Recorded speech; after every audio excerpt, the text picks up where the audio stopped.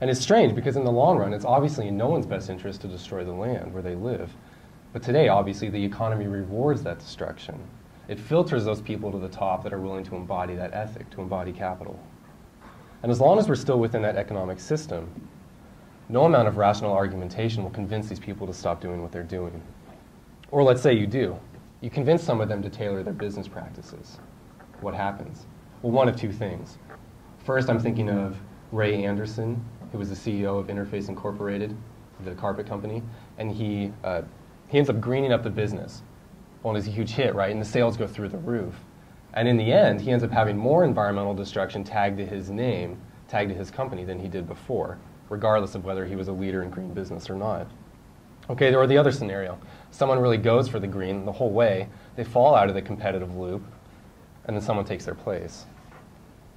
The point is that we live under an earth-destroying economy, and we're nowhere near another one.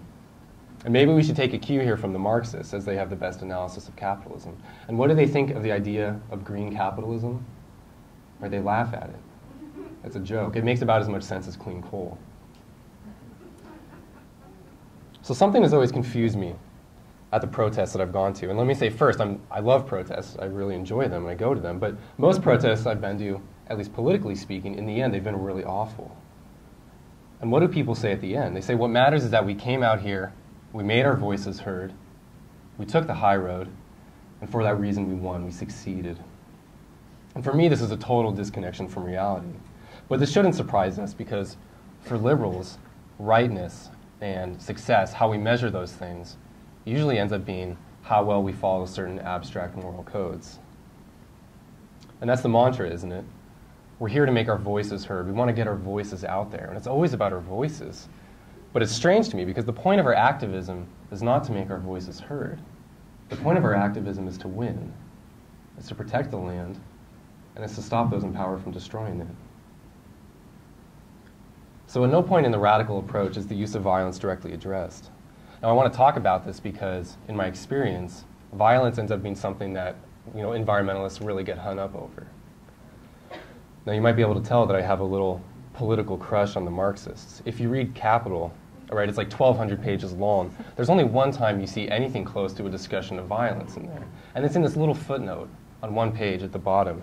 And it says, since the capitalist class will not give up their position, the use of revolution is of course necessary. And that's it. And this was after years of me doing environmental activism, and I'm thinking, oh my God, why is this so easy for them to understand? It's a base assumption for them, and yet it's so hard for us, and ends up taking up so much time of our activist meetings. So for most liberals, violence is always bad, across the board, any situation. On the radical side, what matters with a tactic or an action is not whether it's violent or not, but whether it is forceful or not. And there's a key difference between violence and force. There were plenty of times throughout history where violence has been used very not forcefully, or is very inappropriate to use. It was not effective.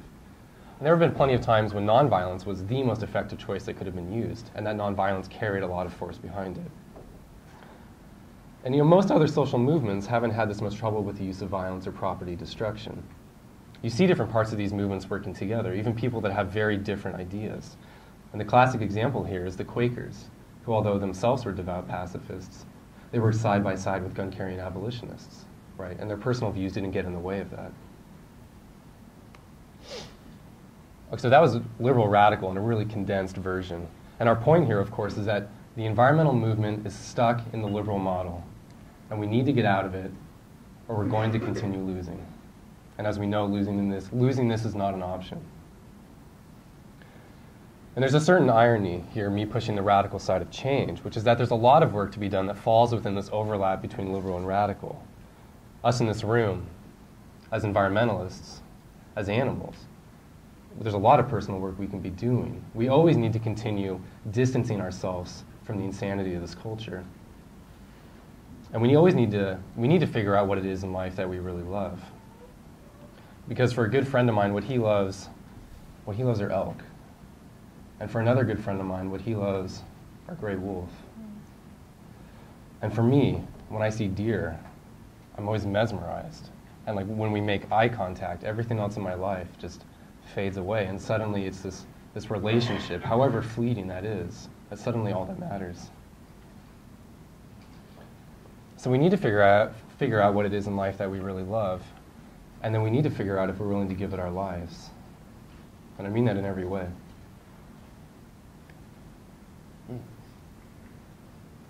So what are we doing as environmentalists, really?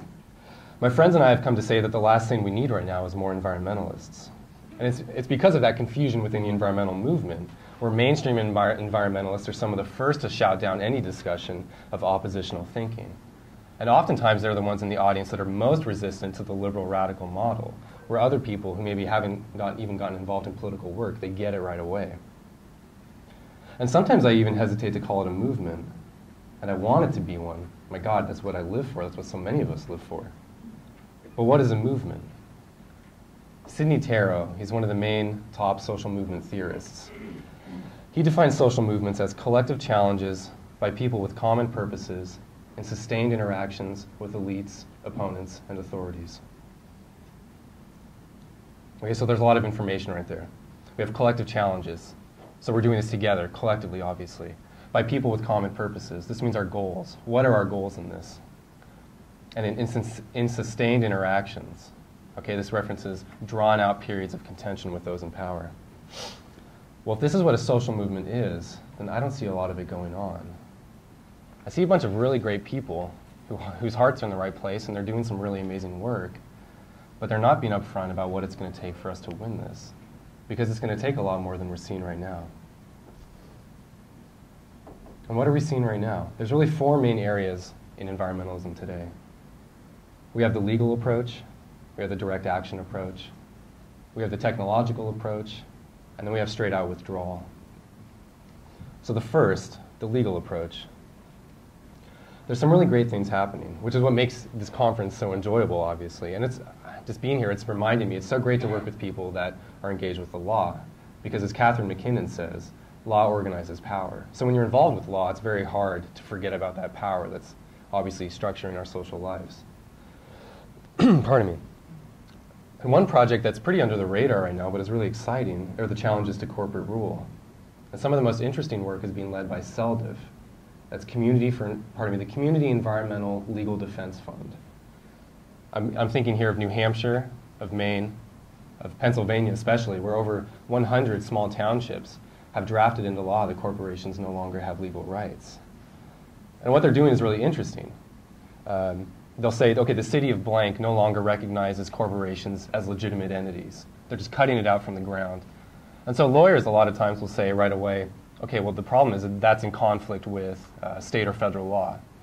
Now Selda's point is, exactly. What they're trying to force, and I just love this language, what they're trying to force is a conflict of jurisdiction between local, state, and federal law. They're trying to bring this issue to the fore so it gets more attention. And so far, these 100+ townships that have done this, you've seen, I mean, the federal government in almost none of the cases have they gone after these small townships, and this has been for years now. So listen to this language. This is from Selda's website in their overall strategy briefing. They say, corporations regularly and illegitimately deny the people their inalienable rights, including their most fundamental right to a republican form of government. Such denials are beyond the authority of the corporation to exercise, and such denials are also beyond the authority of the courts or any other branches of government to confer. Okay, to me that's really exciting language. That's powerful language. That's community, right? People that aren't willing to take any more. And that's only a taste of it. So if you haven't heard of Selda or read much about them, go check them out because they're very interesting. Okay, then we have my favorite, which is the technological approach. And here we're talking about technological fixes, right? Building solar panels, wind turbines, hybrid cars, CFLs, right? We all know this list. And this approach falls short for a number of reasons. The first is that it doesn't engage the political, right? There's no accounting of who these technologies are going to benefit more. Are they going to benefit me as a white male? Or are they going to benefit, poor black communities? Or are they going to benefit corporations more? Like, we're still in the context of capitalism, obviously. So we need to be asking these questions. The other part is that these technologies simply aren't sustainable. And I've heard a lot of environmentalists say that a solar panel has virtually no environmental footprint. Okay, that's bullshit. Where do we get the metals? Where do we get the wiring? Where do we get the rare earth minerals? And how do we refine all of this? Right, this requires an industrial infrastructure. It requires a global economy, global change, global trade, and in the end, oil. But the most damaging effect of this approach, the Techno Fix, is that it allows people to maintain that we can get out of this mess without facing power. And we can't.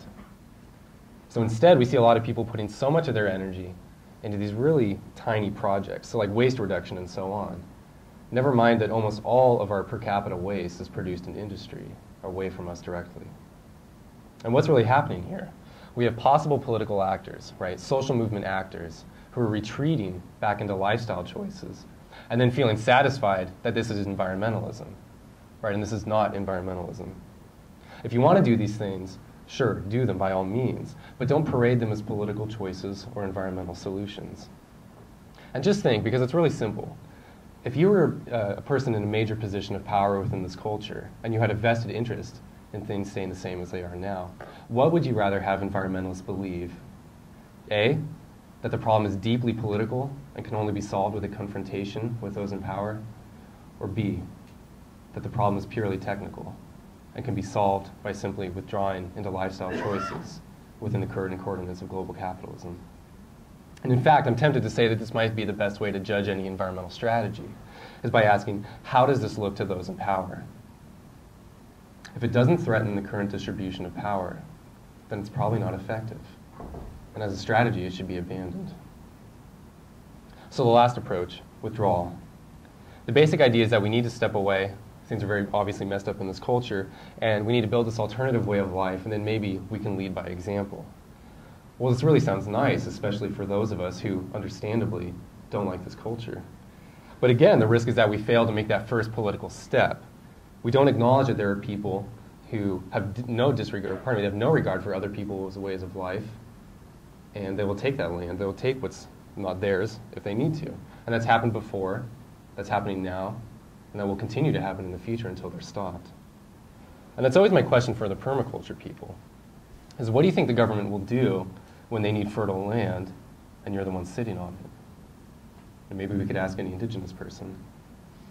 And I'm here, Foley, still as a huge supporter of permaculture, because they're going to be feeding us one day. Well, maybe not me after that comment, but they'll be feeding you all.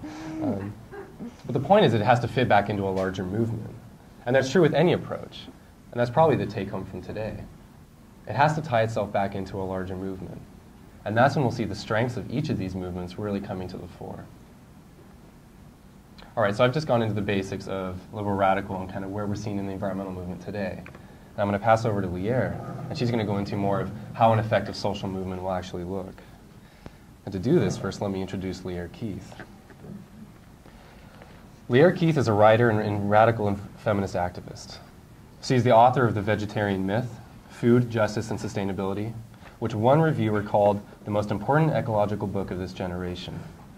She's the co-author of Deepening Resistance, Strategy to Save the Planet, along with Derek Jensen and Eric McBay. And Deepening Resistance has finally won the approval of the lawyers and will now be available next month. Finally. So please help me welcome Lierre Keith. Thanks, Cameron.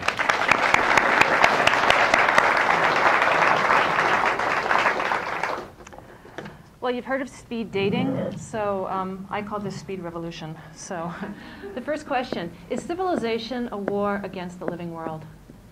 And next, is that war real or is it a metaphor? Because there's a whole bunch of people who would say, not only is that a metaphor, it's a really bad metaphor. There's no enemy. There's no us and them. There's just well-meaning, if wounded, people. That actually cuts to the main division between the radical and liberal perspectives, as Cameron has already addressed. But power is not a mistake, out of which the powerful can be educated. It's not a misunderstanding, and it's not a disagreement. And what that means is that justice cannot be won by rational argument, by moral exhortation, by personal transformation, or by some kind of spiritual epiphany.